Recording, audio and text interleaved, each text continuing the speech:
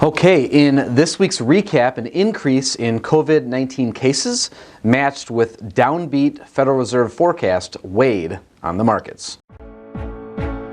Life is too short to worry about what the next headline could do to your life savings. Hi, my name is Eric Hagan, and I keep my thumb on the pulse of the economy and the markets so my clients can focus on the things that are actually important to them. Thank you for joining me the next few minutes on today's weekly economic video update. Investor sentiment turned negative last week amid an increasing number of COVID-19 cases in states where reopening has been underway, as well as a subdued economic forecast from the Federal Reserve. The Dow Jones Industrials Average dropped 5.55%, while the Standard & Poor's 500 lost 4.78%. The NASDAQ Composite Index slipped 2.3% for the week, and the MSCI EAFE Index, which tracks developed stock markets overseas, fell 3.1%. The optimism that drove stock prices higher these past several weeks slipped away on reports of a jump in COVID-19 cases, which sparked worries of a second wave slowing the economic recovery. A sober forecast for the economy by the Federal Reserve further dampened investor sentiment. The week started upbeat with the reopening stocks, areas like financials, transportation, retailers, travel and leisure, and industrials leading the way higher. But the momentum was soon lost as stocks turned mixed on Tuesday and Wednesday and then moved decidedly downward, with the S&P 500 losing 5.9% on Thursday alone.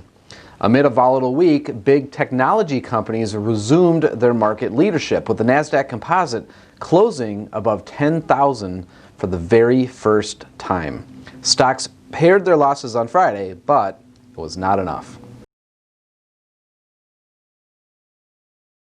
On Wednesday, the Federal Reserve said that it would keep the federal funds rate near zero and maintain its monthly purchases of Treasury bonds and mortgage-backed securities. The Fed also issued its forecasts for 2020 through 2022, indicating that it saw its benchmark federal funds rate remaining at zero, with inflation at 0.8% for this year, increasing to 1.6% for next year, and then to 1.7% in 2022.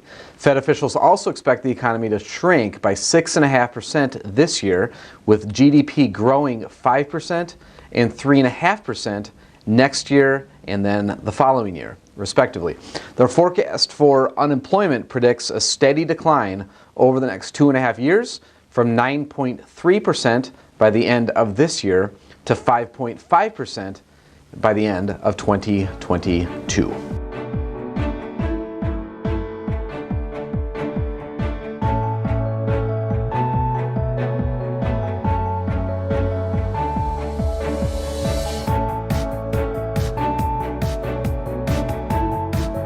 Hey, this is Eric again. That's it for today.